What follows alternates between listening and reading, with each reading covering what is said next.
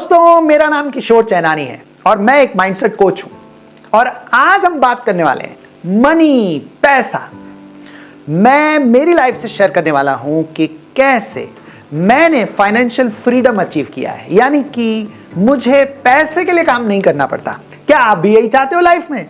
तो दोस्तों, इस वीडियो में बने रहना। मैं कुछ ऐसी टिप्स शेयर करने वाला हूं कि कैसे आप भी अपने पैसे को अपने लिए और कमाने का जरिया बना सकते हैं। दोस्तों, हम सुबह से शाम तक लगे रहते हैं, मेहनत मशक्कत, इधर से उधर भाग रहे हैं। क्योंकि वी ऑल लव मनी।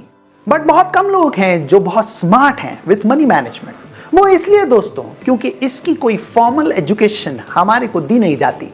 आपको मेडिकल पढ़ना है तो डॉक्टरी का कोर्स है, आपको लॉ पढ़ना है तो लीगल लॉ के कॉलेजेस हैं, आपको इंजीनियरिंग पढ़नी है तो इंजीनियरिंग कॉलेज में जा सकते हैं। और फाइनेंशियल मैनेजमेंट के लिए सीए, सीएस जैसे कोर्सेज हैं, लेकिन जो actually day to day finance और सेविंग्स एक परिवार को करनी पड़ती है, specially head of a family को करनी पड़ती है, उसके लिए कोई फॉर्मल स्ट्रक्चर्ड एजुकेशन सिस्टम हमारे यहाँ है नहीं। तो आइए जानते हैं कि पैसे को कैसे बढ़ाया जाए। Number 1, start investing as early as possible.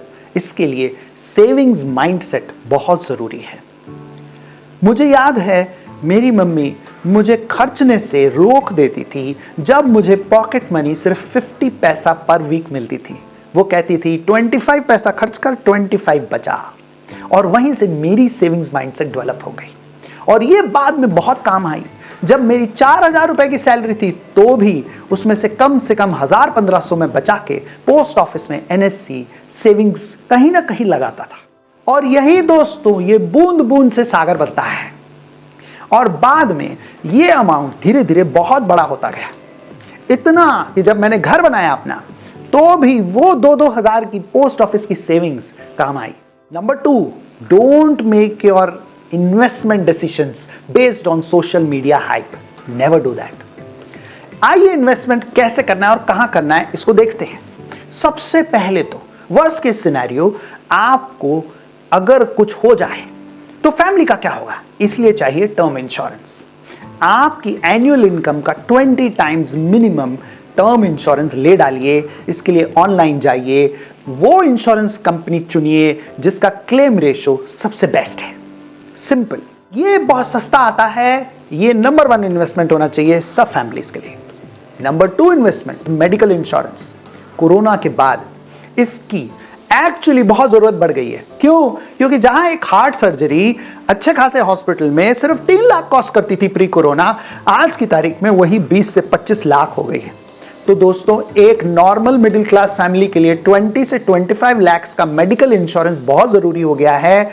यह भी नॉमिनल कॉस्ट करता है। आप ऑनलाइन जाइए, वो इंश्योरेंस कंपनी चुनिए जिसका क्लेम रेशो सबसे बेस्ट है। Number 3 investment, fixed deposit. किसी भी बैंक में एटलीस्ट आपके पास 3 से 5 लाख रुपए होने चाहिए। क्योंकि ये इमरजेंसी के लिए है, कभी भी जरूरत पड़े आप एक बैंक की फिक्स्ड डिपॉजिट उसी वक्त भुना सकते हैं। It is hard cash. इसके बाद का जो बचा हुआ इन्वेस्टमेंट है वो जाएगा स्टॉक्स या रियल एस्टेट में। शेयर्स कौन से चुने? दोस्तों, ऐसी प्रोफेशनली मैनेज्ड कंपनीज हैं जैसे कि HDFC बैंक, HDFC लिमिटेड, जो हर साल पिछले 20 साल से 20 से 25% ग्रो कर रही है। Larsen and Toubro, another professionally manage company. Tata consultancy services, ये सब कंपनीज पिछले 20 साल से रेगुलर ग्रो कर रही हैं और ये फैमिली रन बिजनेसेस नहीं है, इसलिए इसमें कोई धांधलेबाजी, कोई घपले का कोई चांस नहीं है। ऐसी बहुत सी professionally manage companies online research करेंगे, मिल जाएगी।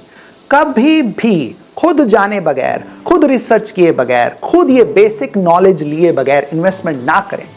इसके लिए आपको समय निकालना पड़ेगा, एफर्ट करना पड़ेगा, बेसिक्स समझने पड़ेंगे इन्वेस्टमेंट्स के लिए। बट माय डियर फ्रेंड, ये नॉलेज लॉन्ग टर्म काम आती है।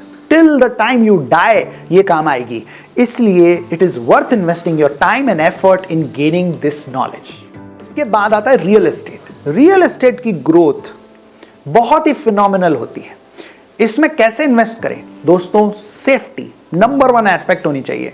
आपका पूरा कंट्रोल होना चाहिए। ऐसी जगह इन्वेस्ट मत करना जहां हाथ से वो जमीन चली ही जाए। और जमीन का investment will always grow much more than an apartment. Apartment में तभी इन्वेस्ट करें जहां आपको मंथली इनकम चाहिए, जहां एक बार अपार्टमेंट खरीद के डाल दिया और आपको मंथली रेंटल आ रहा है, लेकिन उसका रिटर्न भी 3 to 4% या 5% से ज्यादा नहीं होता।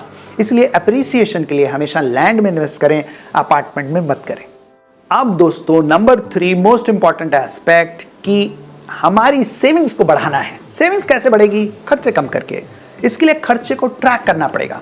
मंथली एक्सपेंसेस अगर आप ट्रैक नहीं कर रहे हैं तो बहुत भारी गलती कर रहे हैं, क्योंकि आपको दिखेगा ही नहीं कि कहां खर्चा हो गया। तो ये 2 भागों में बांटिए, एक जो जरूरी खर्चे हैं जैसे बिजली, पानी, राशन एक्सेट्रा, और दूसरा है डिस्क्रिशनरी स्पेंड, यानी लाइफ एंजॉय भी तो करनी है दोस्तों, सारा वक्त मेहनत करके ही थोड़ी बितानी है। इस स्पेंड का बजट बना लें और फिक्स कर दें। अगर बजट नहीं बनाया तो दोस्तों ये एक्सीड हो जाएगा, एक्सीड होगा तो सेविंग्स को खा जाएगा, ये मत होने दीजिए।